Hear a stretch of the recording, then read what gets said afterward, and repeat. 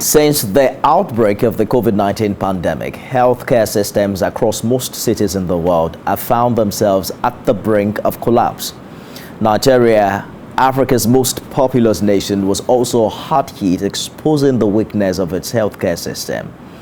As the nation marks its 22nd Democracy Day, we explore the main factors affecting the effectiveness of the country's rather weak and fragile health system since 2015.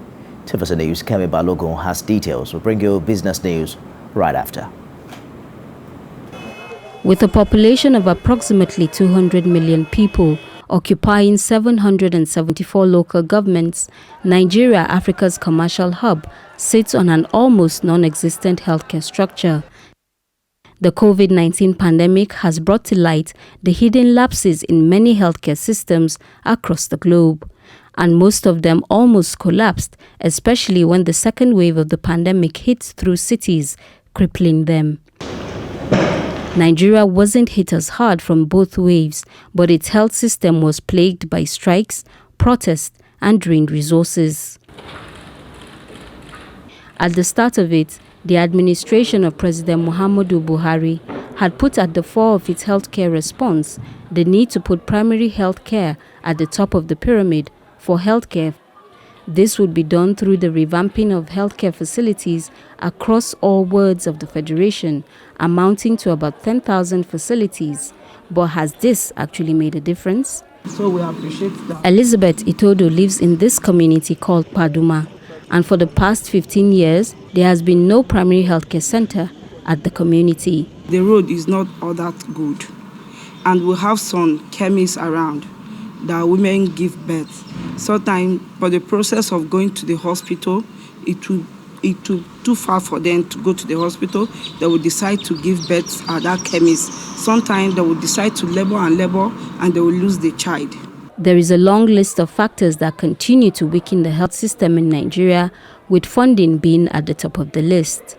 Nigeria's budget allocates less than 10% instead of 15% to the sector, which has a budget of 547 billion. This is about 7% of the 2021 budget total of 13.08 trillion naira. The healthcare in Nigeria is not where we need to be. From 2001 Abuja Declaration, we agreed we're going to give 15% of our budget into healthcare. We still haven't even reached half of that. And so that tells you that we're not where we're supposed to be. Apart from the lack of political will, inability to implement good policies that could move the health system forward is also another challenge facing the sector.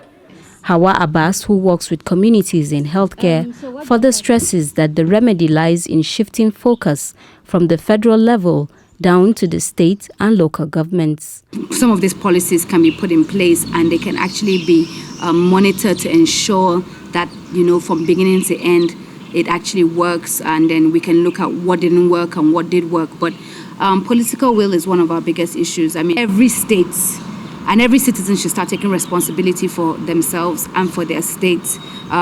If you're a citizen of a particular state and your healthcare is bad, the education system is bad, then you need to blame your state representatives and your governors as well.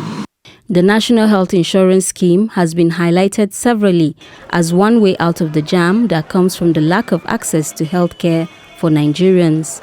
But the country can only account for about 11% of Nigerians on the scheme. Health insurance coverage for Nigerians is still abysmal. Recent findings from a poll revealed that as many as 89% of the population pay for healthcare services out of pocket. 9% claim they have some form of health insurance, and 78% are not on the scheme but are willing to be on it. Kemi Balogun, TVC News, Abuja.